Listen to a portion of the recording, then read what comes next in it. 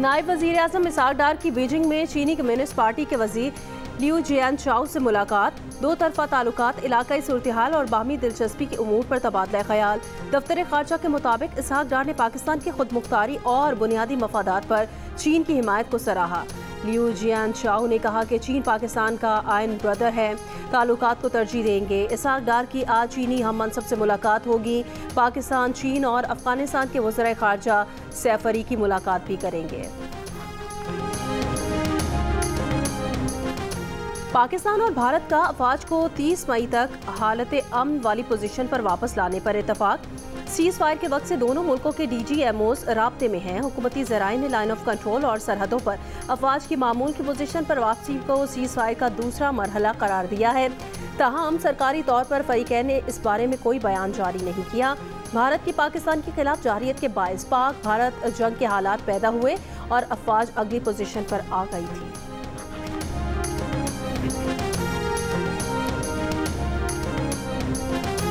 पाकिस्तान और IMF के दरमियान फी लीटर फ्यूल लेवी 100 रुपये करने पर इत्तफाक हो गया। आइंदा माली साल के बजट में इस्तेमाल शुदा गाड़ियों की दरामद पर आयद पाबंदियां खत्म करने और नई गाड़ियों की निस्बत 40% ज़्यादा टैक्स लगाने पर भी इत्तफाक।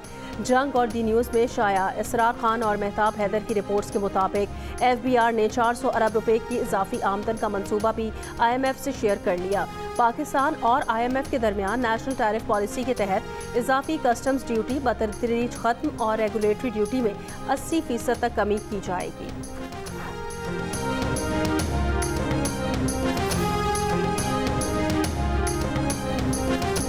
अमेरिका में पाकिस्तानी सफ़ीर रिजवान सईद शेख की ज़ेर सदारत बिजनेस राउंड टेबल का इनेकाद।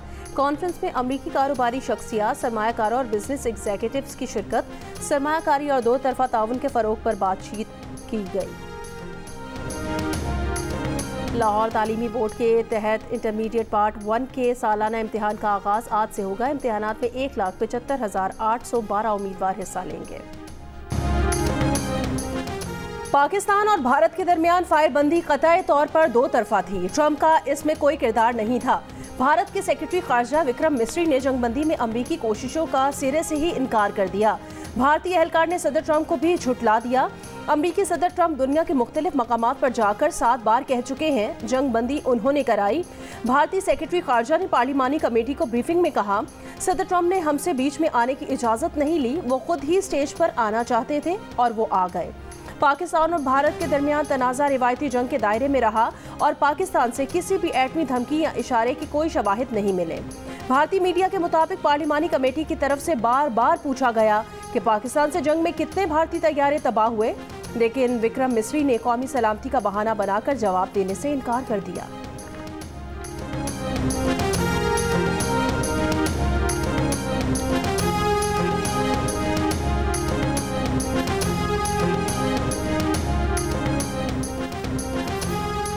रूस और यूक्रेन फायरबंदी और जंग के खात्मे के लिए फौरी मुज़ाकरात शुरू करेंगे। अमरीकी सदर ट्रंप का रूसी सदर व्लादिमीर पुतिन से 2 घंटे फ़ोन पर गुफ्तगू के बाद बयान। कहा, रूस यूक्रेन मुज़ाकरात वेटिकन में हों तो अच्छा होगा। वेटिकन की मेज़बानी रूस यूक्रेन मुज़ाकरात में मददगार साबित होगी। रूस यूक्रेन मामले में हमारा बड़ा हिस्सा है। रूस जंग के खात्मे के बाद अमरीका से बड़े पैमाने पर तिजारत करना चाहता है। यूक्रेन भी तामीर नौ के अमल में तिजारत से फ़ायदा हासिल कर सकता है। सदर ट्रंप ने मजीद कहा कि उन्होंने यूक्रेनी सदर ज़ेलेंस्की, यूरोपीय कमीशन की सदर, फ्रांस, इटली, जर्मनी और फिनलैंड के सरबराहान को भी पुतिन से होने वाली बातचीत से आगाह किया है।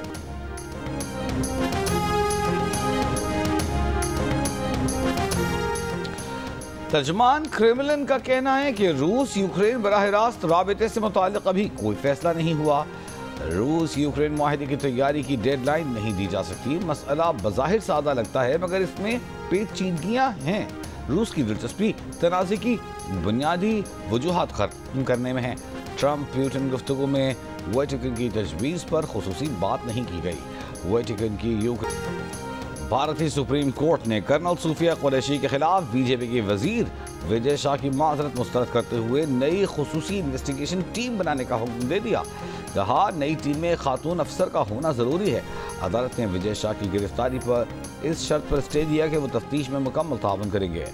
सुप्रीम कोर्ट ने दौरान समाअत ने कहा, पूरा मुल्क विजय शाह के गंदे और शर्मनाक बयानात पर शर्मिंदा है। पाकिस्तान से सीज फायर के बाद बीजेपी के वजीर विजय शाह ने भारतीय फौज की तर्जुमानी करने वाली कर्नल सूफिया कुरैशी को दहशतगर्दों की बहन कहा था।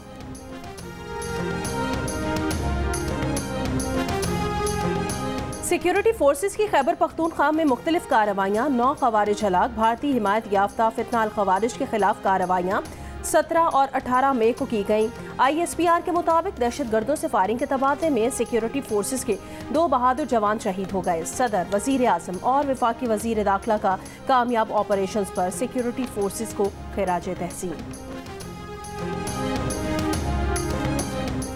पाकिस्तान तहरीक इंसाफ के रुकन कौमी असम्बली डॉक्टर निसार जट ने कहा है कि भारत के साथ कशीदगी के माहौल में हम आर्मी चीफ के साथ डट कर खड़े हैं और वज़ीर आज़म शहबाज शरीफ को भी कहते हैं कि डट कर खड़े रहें।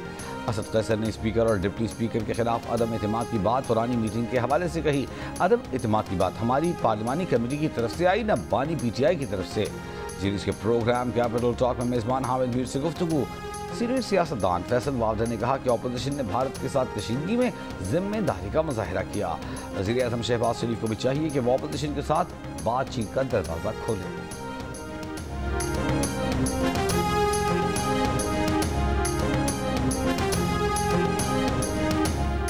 PTI ने तहरीके अदम एतमाद लाने का कोई फैसला नहीं किया। तहरीके अदम एतमाद का मामला न हमारे एजेंडे पर है, न on the cards. Chairman PTI barrister Gohar की सहाफ़ियों से गुफ्तगू। कहा PTI ने तहरीके अदम एतमाद के हवाले से कोई मीटिंग नहीं की। इससे पहले रहनुमा PTI असद कैसर ने कहा था स्पीकर कौमी असम्बली और वज़ीर आज़म के खिलाफ तहरीके अदम एतमाद पाक भारत कशीदगी के खात्मे के बाद लाएंगे। स्पीकर कौमी असम्बली अयाज सादिक ने कहा तहरीक इंसाफ के बहुत से अरकान तहरीक लाने वालों का साथ नहीं देंगे। वफाकी वजीर ख्वाजा आसिफ का कहना था कि तहरीक अदम एतमाद लाकर PTI अपना शौक पूरा करे, उन्हें लग पता जाएगा। इस वक्त PTI की सियासत का जो थोड़ा बहुत भरम है वो भी सामने आ जाएगा, इनका पोल खुल जाएगा।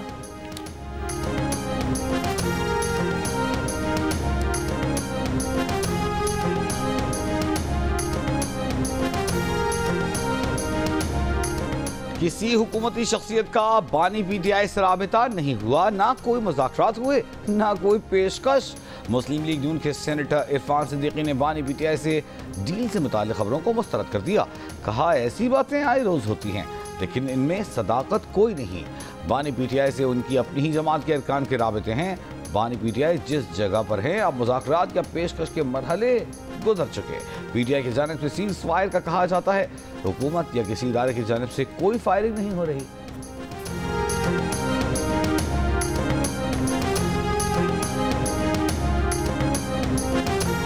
सेनेट ने इस्लामाबाद में कम उम्री की शादी की रोकथाम का बिल मंजूर कर लिया। बिल सेनेटर शहरी रहमान ने पेश किया। बिल के मुताबिक निकाह खां कोई ऐसा निकाह नहीं पढ़ाएगा जहां एक या दोनों फरीक 18 साल से कम उम्र हो। जमीयत उलमा इस्लाम फे ने बिल की मुखालफत की और ऐवान से वॉकआउट किया।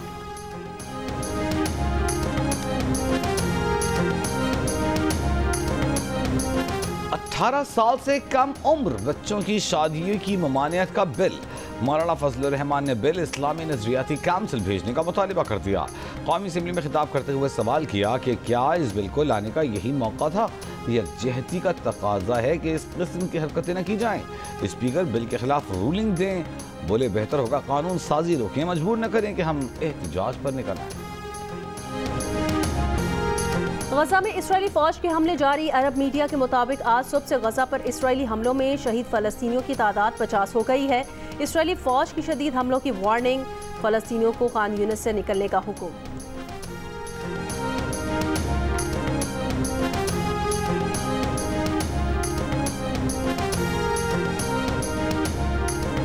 मुल्क के बेशतर मैदानी इलाके आइंदा 4 रोज शदीद गर्मी की लहर के जेर असर रहेंगे। महकमा मौसमियात ने खबरदार कर दिया आज से 24 मई के दौरान सिंध, जनूबी पंजाब और बलोचिस्तान में दिन का दर्जा हरारत मामूल से 4 से 6 डिग्री ज़्यादा रहने का इम्कान। इस दौरान वस्ती, वालाई पंजाब, इस्लामाबाद, खैबर पख्तूनख्वा, कश्मीर और गिलगित बल्तिस्तान में दर्जा हरारत मामूल से 5 से 7 डिग्री ज़्यादा रहने की तवक्को।